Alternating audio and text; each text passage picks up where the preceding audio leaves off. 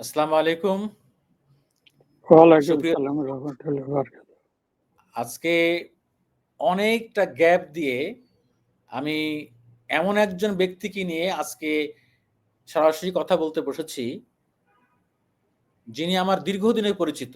শুধু আমার না, অনেকেরই পরিচিত, অনেকের পরিচিত মুখ, এবং যার নামের আগে পরে কোনো বিশেষণ যুক্ত করা লাগে না। তার নামটা উচ্চারণ করলেই বাংলাদেশের অনেক মানুষ তাকে চেনেন, বিশেষ করে যারা সরকারি চাকরি করেন তারা অন্তত তাকে চেনেন। আজ সেই মানুষটিকে নিয়ে আমি কথা বলতে বসেছি এই সাম্প্রতিক কিছু জরুরি বিষয় নিয়ে। তিনি আর কেউ নন, ফিরোজ মিয়া। আসসালামু আলাইকুম, আপনি কেমন আছেন ফিরোজ ভাই? ওয়ালাইকুম সালাম, আলহামদুলিল্লাহ ভালো আছি। আপনি তো এই মুহূর্তে আছেন দেশের বাইরে, কানাডাতে আছেন। জি জি জি। তো আপনাকে অনেক ধন্যবাদ, আপনি আমার আহ্বানে সাড়া দিয়েছেন। বিদেশে থাকা অবস্থাতেও আমি জানি প্রশাসনের জন্য আপনার আলাদা একটা টান, এবং যারা প্রশাসন নিয়ে কাজ করে তাদের প্রতি আপনার এক ধরনের ভালোবাসা কাজ করে। তো সে কারণে হয়তো আপনি আমার এই আহ্বান ফেলতে পারেননি। তো আমরা আলোচনা বেশি লম্বা করব না। অনেকগুলো সাবজেক্ট জমা হয়ে গেছে, তো ভাবলাম যে আপনার সাথে সরাসরি কথা বলতে চাই। তো আমি যখন আপনার এই গণঅভ্যুত্থানের পরপরই সম্ভবত ১-২ মাস পরে আপনার ইন্টারভিউ নিয়েছিলাম। সেখানে আমি যে প্রশ্নটা করেছিলাম, আজও সেই প্রশ্ন দিয়ে শুরু করতে চাই। যে জি আমরা দীর্ঘদিন থেকে সাংবাদিক হিসাবে এবং আপনি একজন সাবেক সরকারি কর্মকর্তা হিসেবে যেই প্রশাসনটা আপনি স্বপ্ন দেখেন, সেই প্রশাসনটা কি আমরা এই গণঅভ্যুত্থানের পরে যে অন্তর্বর্তী সরকার দায়িত্ব নিয়েছে তাদের কাছ থেকে কি পেয়েছেন? আমি বলবো অবশ্যই জন আকাঙ্ক্ষা যেটা ছিল এবং অন্যান্য সরকারি কর্মচারী তাদেরও যেই আকাঙ্ক্ষা ছিল সেই আকাঙ্ক্ষা অনুযায়ী জনপ্রশাসন আমরা পাচ্ছি না। আমরা আশা করেছিলাম একটা ভালো জনপ্রশাসন হবে, আরো শক্তিশালী প্রশাসন হবে। আপনার রাজনীতিকরণের ফলে প্রশাসনে যেই অস্থিরতা বিরাজ করছিল, যোগ্য, দক্ষ এবং সৎ কর্মকর্তারা বঞ্চিত হচ্ছিল, তাদের তারা পুনর্বাসিত হবে, কিন্তু সে প্রত্যাশা পূরণ তো হয়ই নাই, বরঞ্চ আরো উল্টো দিকে চলছে। এখন প্রশাসনের এমন বেহাল অবস্থা যেটা আমরা কল্পনা করতে পারি নাই। দীর্ঘ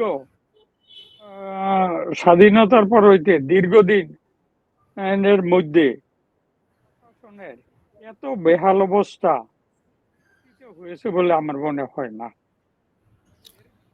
এটার কি কারণ কারণ? এর একটা কারণ হয়েছে আপনার যে জন আকাঙ্ক্ষা ছিল যে অন্তর্বর্তীকালীন সরকার অন্তত দক্ষ, যোগ্য এবং নিরপেক্ষ লোকদের নিয়ে জনপ্রশাসনকে সাজাবে, কিন্তু তা করে নাই। এখানে ব্যক্তিগত পছন্দকে অধিক প্রাধান্য দেওয়া হয়েছে। পরিচিত যারা, যাদেরকে চিনতেন, তাদেরকে দিয়ে প্রশাসন সাজাইছেন। প্রশাসনের গুরুত্বপূর্ণ পদে তাদেরকে বসিয়েছেন এবং অবাক করার বিষয় হয়েছে তাদেরকে বসিয়েছেন তাদের বেশ কিছু কিন্তু অতীতের বঞ্চিত। তাদের বঞ্চনার যখন শেষ হলো, তারা নিজেরাই কিন্তু বঞ্চনার শিকারী সাজলেন, অন্যদেরকে বঞ্চিত করা আরম্ভ করলেন, যেটা কাম্য নয়। তারা তো বঞ্চনার ব্যথাটা অনুভব করা উচিত ছিল, তারা সেটা অনুভব করে নাই, বরঞ্চ এই অন্তর্বর্তীকালীন সরকারকে বিভিন্নভাবে ভুল বুঝিয়ে তারা গোষ্ঠী, গ্রুপ নেতৃত্ব নিয়ে নিল এবং তারা প্রশাসনকে পরিচালনা করতে গিয়ে একটা তালগোল অবস্থা ফেলছে, ভুলের পর ভুল করতেছে।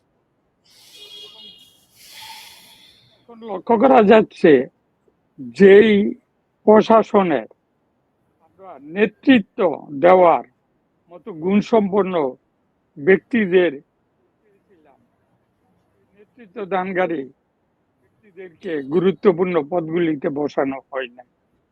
তাছাড়া ক্রাইসিস মোকাবেলায় এখন যারা আছে কিন্তু পারদর্শী না, বরঞ্চ তারা আপনার এমন এমন সিদ্ধান্ত নিচ্ছেন যে সিদ্ধান্তগুলি আপনার জনপ্রশাসনকে আরো বিশৃঙ্খল অবস্থায় নিয়ে যাচ্ছে। সঠিক। জনপ্রশাসন একটা হতাশাজনক অবস্থায় আছে। প্রায় সবার মধ্যেই কিন্তু জনপ্রশাসনের যারা কর্মরত তাদের মধ্যে হতাশা বিরাজ করছে, যেটা কাম্য ছিল না। আমরা একটা জিনিস বলি যে যারা আগে পদোন্নতি বঞ্চিত হয়েছে তাদের মধ্যে অনেকে পিআরএল এ চলে গেছে। সেই সব কর্মকর্তাদের বিষয়ে একটা কমিটি হলো। তাদেরকে পদোন্নতি দেয়া নিয়ে অনেকটা সময় ক্ষেপণ করা হলো। সর্বশেষ আমরা যখন প্রমোশন দেখলাম তখন তো আমরা অনেকে হতাশ হলাম যে ভূতাপেক্ষ পদোন্নতি দিতে গিয়ে, যেমন ধরেন আমি জানি যে আপনি আপনার কথা কোনোদিন বলবেন না। ব্যক্তিগতভাবে আপনাকে আমি চিনি, আমরা চিনি, সেখানে আমরাই চরম মর্মাহত হয়েছি যখন আপনার নামটা আমরা দেখি নাই। যেই সরকার আপনাকে প্রশাসন বিশেষজ্ঞ হিসেবে স্বীকৃতি দিয়েছে, দেশের মানুষ স্বীকৃতি দিয়েছে, আমরা সাংবাদিকরা বলি যে আপনার বই পড়ে পড়ে সরকারি কর্মচারী অঙ্গনে, সরকারি অফিসে বিভিন্ন সিদ্ধান্ত নেওয়া হয়, বিধিবিধান কারেকশন করা হয়। সে আপনার মতো একজন প্রশাসন বিশেষজ্ঞ যাকে ফ্যাসিস্ট আওয়ামী লীগ সরকার দফায় দফা পদোন্নতি বঞ্চিত করেছে, আপনাকে অতিরিক্ত সচিব পদে পদোন্নতি দেওয়ার পরে আর উঠতে দেওয়া হয়নি। এই সরকার যখন ক্ষমতা আসলো, এই সরকার আপনাকে প্রশাসন বিশেষজ্ঞ হিসেবে একটা বিশেষ দায়িত্ব দিল, অথচ আমরা দেখলাম যে ভূতাপেক্ষ পদোন্নতির সময় সচিব পদে পদোন্নতির ক্ষেত্রে আপনার নামটা নাই। এটা কিভাবে সম্ভব? আপনার আমি তো নিজের কথা বলবো না, হয়তো তারা আমাকে যোগ্য মনে করে নাই, এই জন্য হয়তো দেয় নাই। কিন্তু আমি আরো যাদেরকে চিনি, যারা ভূতাপেক্ষ পদোন্নতি পায় নাই, তাদের বিষয়গুলি বিবেচনা করে বলতেছি। আর অনেকে আমার কাছে যেহেতু বিধিবিধান সম্পর্কে জানতে চায়, যারা ভূতাপেক্ষ পদোন্নতি পান নাই, তাদের অনেকের মনের দুঃখের কথা আমাকে জানিয়েছেন। সেই হিসেবে কিছু তথ্য নিয়ে আমি কথা বলবো।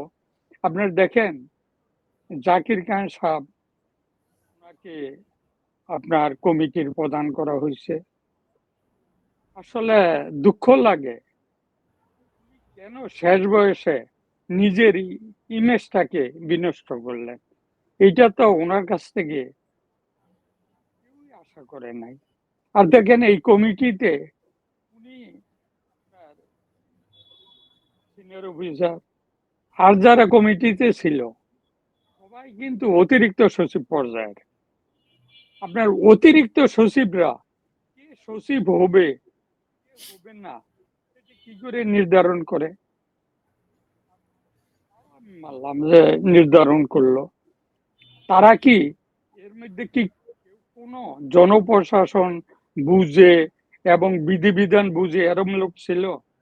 আপনার সচিব পদরা, আপনার উপসচিব, যুগ্ম সচিব, অতিরিক্ত সচিব এবং সচিব পদের যে পদোন্নতি বিধিমালা, সেই পদোন্নতি বিধিমালা অনুযায়ী সচিব পদরা পদোন্নতির পদ, স্পষ্ট করে বলা আছে এবং সেখানে ক্রাইটেরিয়া দেওয়া আছে তার যোগ্যতা কি হবে, কত বছর চাকরি লাগবে,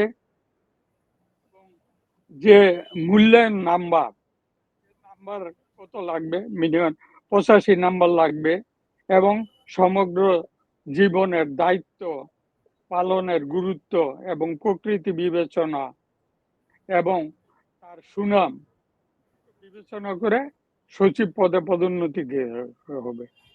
কিন্তু আমার মনে হয় এই কমিটি এই পদোন্নতি বিধিমালাটা বুঝেন নাই।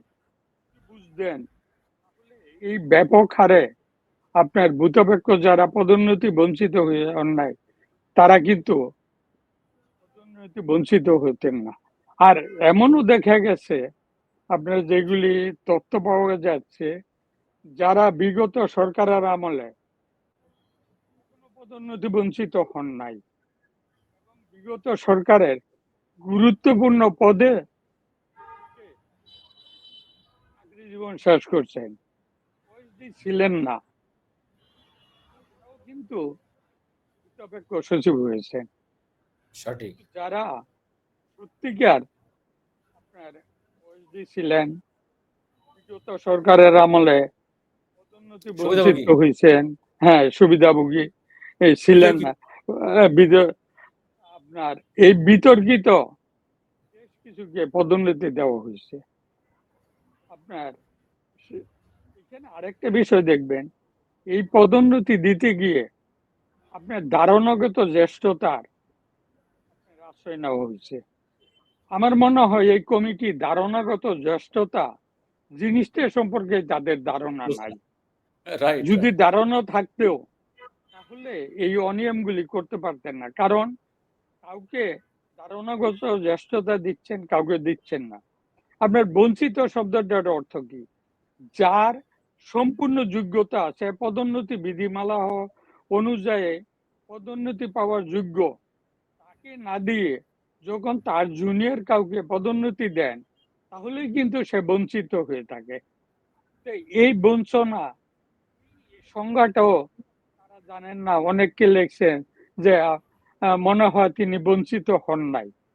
আরে আপনার মনে হওয়ার তো কথা না, আপনার ডকুমেন্টারি এভিডেন্স কি? রাইট। ডকুমেন্টারি এভিডেন্স ছাড়া কাউকে তো আপনি বাদ দিতে পারেন না। আর এই ক্ষেত্রে কাউকে হয়তো একটা বা দুইটা পদোন্নতি দিচ্ছে, আপনার সচিব বলেন না, অতিরিক্ত সচিব পর্যন্ত বন্ধ করে দিলেন। একই পর্যায়ে তার জুনিয়র আরেকজনকে আপনি সচিব বানালেন, কোন ক্রাইটেরিয়া? আর ক্রাইটেরিয়া ফিক্স করার এখতিয়ার তো কমিটির ছিল না, সরকার। সরকার বলছে তোমরা বঞ্চিত কারা, এইটা সরকারের যে বিধিবিধান আছে তা ব্যক্তিতে যারা বঞ্চিত তাদেরকে বিবেচনা করা। আর এইখানে দেখেন, আরেকটু বলে নেই, এইখানে দেখেন এই যে আপনার করা হয়েছে, এইখানে কিন্তু আর্থিক বিষয়টা আছে, আর্থিক সুবিধা দেওয়া হয়েছে।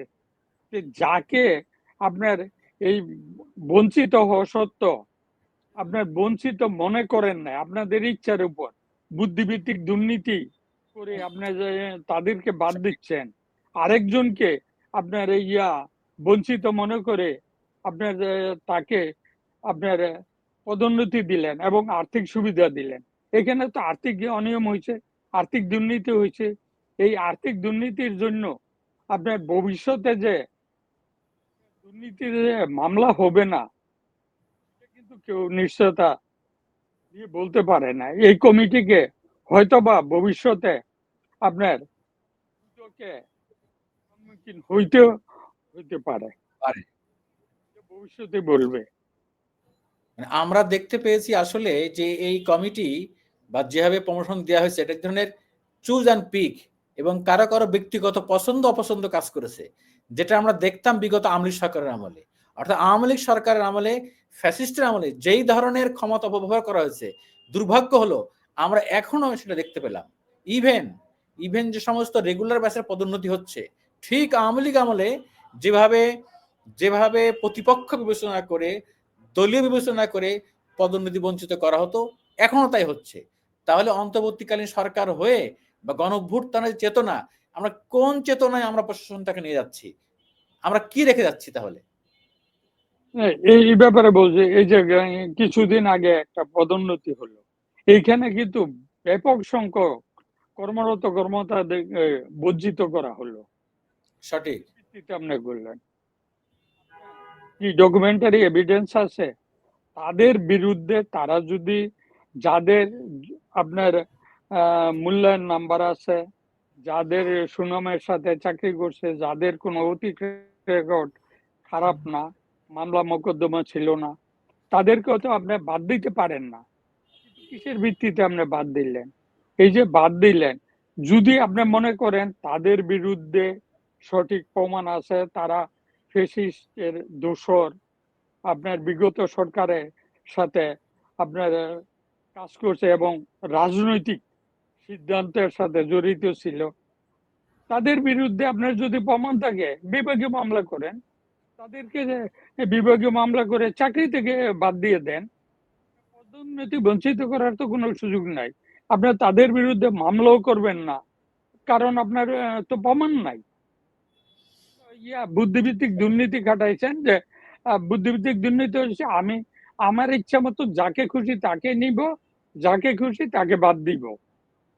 বুদ্ধিভিত্তিক দুর্নীতি অতীত সরকার করে গেছে, করছেন, এবং এর পিছনে কিন্তু এই যারা অতীতে বঞ্চিত হয়েছে তারা বঞ্চনার আপনার অবসান হওয়ার কারণে তারা এই গুরুত্বপূর্ণ পদে পদায়িত হয়ে এই কাজগুলি কিন্তু তারাই করছে। এখানে সবচেয়ে দুঃখের ব্যাপার হলো আপনার যখন অতীতে দেখা গেছে আপনার মন্ত্রী, নীতি নির্ধারক, তাদের যখন কোনো যোগ্যতা বা দক্ষতায় ঘাটতি ছিল, দক্ষ আমলাদের কারণে সেটা কিন্তু জনগণ বুঝতে পারতো না। কিন্তু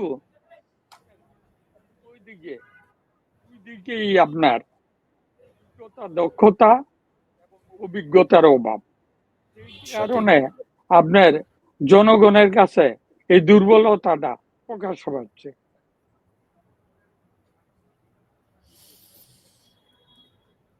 আপনার কাছে আমার সর্বশেষ প্রশ্ন, আমরা ভিডিও বেশি লম্বা করব না।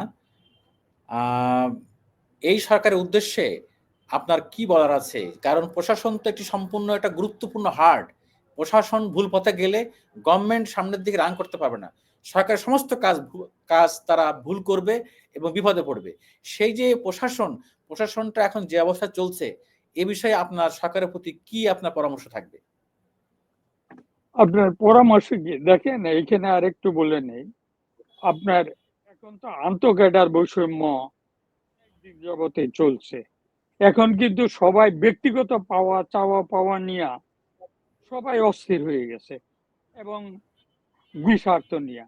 আপনার একটা অবাক লাগে, আপনার দেখেন এই যে নির্বাচন কমিশন ভোটার আইডি নিয়ে তারা তাদের কাছে রাখার জন্য আন্দোলনে নেমে গেলেন। এই যে ভোটার আইডি বলে, ঠিক আছে, এটা তো জাতীয় পরিচয়পত্র কার কাছে থাকবে? পৃথিবীর বিভিন্ন দেশে দেখেন এ থাকে স্থানীয় সরকারের কাছে, কারণ তার কাছে একটা লোকের জন্ম মৃত্যু সব রেকর্ড গুলি থাকে। আপনার এখন নির্বাচন কমিশনে থাকার কারণে অতীতের মতো ঘটনা ঘটবে, মৃত লোকরা ভোট দিবে। দেখেন আপনার লোক তো আপনার যখন আপনার ভোটার তালিকা হয় তারপরে মারা যায়, তো স্বাভাবিক ঘটনা। তো আপনার এই যে মারা গেল, সে তথ্যটা কিন্তু নির্বাচন কমিশনের কাছে নাই, কিন্তু ভোটার আইডি কার্ডটা, তার এই যে জাতীয় পরিচয়পত্র, ওইটা কিন্তু বৈধ রয়ে গেল। ব্যবহার করে কিন্তু আমাদের যে নির্বাচন ব্যবস্থা ভোট দিয়ে যাচ্ছে, নতুবা 100% ভোট হয় কি করে? আর অনেক ক্ষেত্রে 100% এর বেশি ভোট হয়। বুথে ভোট না দিলে 100% এর বেশি ভোট আসে কোত্থেকে? আপনার দেখেন বিএনপিও আপনার দেখেন এই তাদের আন্দোলনে সায় দিয়েছে। এর কারণ হইছে আপনার বিএনপিও চায় নির্বাচন কমিশন না গাটাতে, গাটায় তাদের আনুকূল্য পাবে না। আবার দুদকের ক্ষেত্রে একই, দেখেন অনেক মিথ্যা মামলা অতীতে হয়েছিল, এবং এখন দুদক গিয়ে বলছে এগুলি মিথ্যা মামলা, নিজেই বলছে এবং উইথড্র করে নিচ্ছে। এই যে মিথ্যা মামলা, দুদকের কর্মচারীরা কিন্তু এই মিথ্যা মামলা সাজানোর সাথে জড়িত ছিল না। তারা তো বহাল তবিয়তে আছে। তারা এখনো কি আপনার সবগুলি সত্য মামলা সাজাচ্ছেন? এটা তো জনমনে প্রশ্ন আসতেছে। এগুলি তো আপনার কিছু জায়গায় শুদ্ধি অভিযান করবেন। আর জাতীয় পরিচয়পত্র নিয়ে আরেকটা কথা বলি, আমার ব্যক্তিগত এইটা, আমার এক আত্মীয় মায়ের সাথে তার জন্মের বয়সের পার্থক্য হচ্ছে 2 বছর, এবং বাপের সাথে 5 বছর। এইটা সমস্ত আপনার উপজেলা নির্বাহী সমস্ত ডকুমেন্ট দিয়ে আপনার আবেদন করা হলো, একটা মেসেজ দেওয়া হলো, আপনার আবেদন গ্রহণ করা গেল না। বলেন এই লোকটা কোথায় যাবে? ভবিষ্যৎ জীবনটা কি হবে? সে তো ভবিষ্যতে উত্তরাধিকারী হইতে পারবে না। এই যে প্রতিষ্ঠান এতটা অদক্ষ, আপনার ভোটার আইডি রাখতেছেন, আর আপনার এই সরকার এই যে আপনার জনপ্রশাসন সংস্কার কমিশন করলেন, এই সংস্কার কমিশন আন্তঃক্যাডার বৈষম্যকে ওই আগুনে ঘি ঢেলে দিলেন। সঠিক। তো ওদের কাজ না, ওদের কাজ ছিল কর্মকর্তা কর্মচারীদের সুবিধা দেখে না, জনস্বার্থ কিভাবে আপনার রক্ষা পাবে, জনস্বার্থমূলক কয়টা গিয়া তারা আপনার সুপারিশ করছে, সবই তো কর্মকর্তার। অন্যান্য আপনার ইয়াগুলিও দেখেন, সংস্কার কমিশনের রিপোর্টগুলি দেখেন, আপনার নির্বাচন কমিশন বলেন, দুদক বলেন, সেখানে ওই বেশিরভাগ আপনার কর্মচারীদের সুযোগ সুবিধা নিয়ে আপনারা কি দেখতেছেন? তো আপনার এই যদি হয়, এগুলি থেকে বেরিয়ে আসতে হবে। আর এখনো সরকার যদি সত্যিকার তারা যোগ্য নেতৃত্বে দেওয়ার মতন পারদর্শিতা আছে এবং ক্রাইসিস মোকাবেলা করার মতন সক্ষমতা আছে, এমন কর্মকর্তাদের আমরা খুঁজে বের করেন, এমন আমলাদেরকে আপনার খুঁজে বের করে পদায়ন করেন। আপনার অভিযোগ পাওয়া যাচ্ছে দ্বৈত নাগরিকদেরকেও আপনি গুরুত্বপূর্ণ পদে পদায়ন করছে। আচ্ছা বলেন তো, যে লোকটা আপনার নিজের ভবিষ্যৎ এবং সন্তান পরিবার পরিজনের ভবিষ্যতের জন্য বিদেশে নাগরিকত্ব নিচ্ছে, থেকে বেশি দেশপ্রেম আশা করেন? সে তো আপনার মৌসুমী পাখি, যে আপনার বড় ধরনের দুর্নীতি করে আপনার সুযোগ বুঝে চলে যাবে, কে দিবে? আপনি ধরতে পারবেন না। এইসব জিনিসগুলি আপনার সরকারকে চিন্তা ভাবনা করা উচিত, জনস্বার্থ সংশ্লিষ্ট আপনার সিদ্ধান্ত নেন। এই যে বয়স বৃদ্ধির একটা নিলেন, প্রবেশের বয়স বৃদ্ধি, এই যে একটা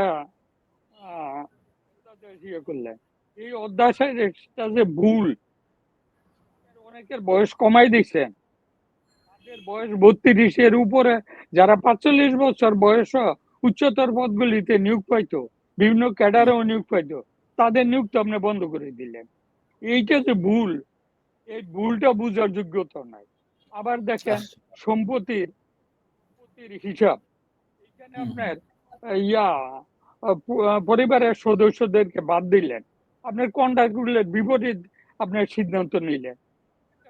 বিধি থাকা অবস্থায় ওইখানে পরিবারের সকল সদস্যের সম্পত্তির হিসাব দেওয়ার কথা আপনি বাদ দিলেন। বাদ দেওয়াতে এখন সুযোগ হয়েছে, কারণ দুর্নীতির সুযোগ হয়েছে, কারণ আপনার নিজের নামে সম্পদ করবে না, দেখেন কেউ করছে, আপনার যাদের নাম শুনি সবাই তো আপনার সন্তানদের নামে, স্ত্রীর নামে, ওদের নামে করছে। তো এখন সন্তানদের সম্পত্তির হিসাব নিবেন না, এখন সুযোগ দিচ্ছেন যে তোমরা সন্তানদের নামে আপনার সম্পত্তি করো, এইভাবে দুর্নীতি করো। আপনার সিদ্ধান্ত এটা কি অন্তর্বর্তীকালীন সরকারের এই আপনার আগস্টের স্পিরিটের সাথে যায়? কোনোভাবে যায় না। করতেছেন কেন? এরপরে দেখেন অর্থ মন্ত্রণালয় থেকে এটা মানে ভালো পেনশন সংক্রান্ত শিশুদের অন্তর্ভুক্ত করে, কন্যা সন্তানদের অন্তর্ভুক্ত করে আপনার একটা আদেশ জারি করলেন। আদেশটা অত্যন্ত ভালো, আদেশটা যে ভুল, সে ভুলটা বুঝার মতন যোগ্যতা বোধহয় এখনকার কর্মকর্তাদের নাই। এই যদি প্রশাসন হয়, এদেরকে নিয়ে যদি চালান, যারা রুটিন দায়িত্ব পালন করতে পারতেছে না, আপনার ভুল সিদ্ধান্ত দিয়ে যাচ্ছে, ভুল আদেশ জারি করতেছে, আপনার ভালো, আপনার দক্ষ লোকের তো অভাব নাই, সৎ লোকের তো অভাব নাই, আপনার কর্মরত অনেক আছে, আপনি খুঁজে বের করেন। নিজের পছন্দের লোকদেরকে আপনি নিবেন কেন? তাহলে আগের রাজনৈতিক সরকারের সাথে আপনার কি পার্থক্য হলো? আপনি কি জনস্বার্থ রক্ষা করবেন? আপনার জনস্বার্থমূলক আপনার সিদ্ধান্ত নেন। সেটা যদি কর্মচারীদের বিপক্ষে যাক, আপনি দেখবেন কেন? আপনার দেখবেন জনস্বার্থ। সঠিক। আমার পরামর্শ যে জনস্বার্থকে প্রাধান্য দেন। এই কর্মকর্তা কর্মচারীরা কারা আন্দোলন করছে, এরা সবাই সুবিধা পাবে। আন্দোলনের দিকে কান্না দিয়ে জনস্বার্থকে গুরুত্ব দেন। অনেক ধন্যবাদ ফিরোজ ভাই, অনেক মূল্যবান কথা বলছেন, খুবই গুরুত্বপূর্ণ কথা। অনেক আমার জানি আমার দর্শকরা এবং প্রশাসনের কর্মকর্তারা এবং দেশের বহু মানুষ আপনার কাছ থেকে এই গুরুত্বপূর্ণ জিনিস জানতে পারবে। আপনি একেবারেই মোটা দাগে বেশ কয়েকটি গুরুত্বপূর্ণ পয়েন্ট সামনে নিয়ে আসছেন। ইনশাল্লাহ আশা রাখি আগামীতে আবার আপনার সাথে কথা হবে নতুন কোনো বিষয় নিয়ে। ভালো থাকবেন আপনি। ধন্যবাদ।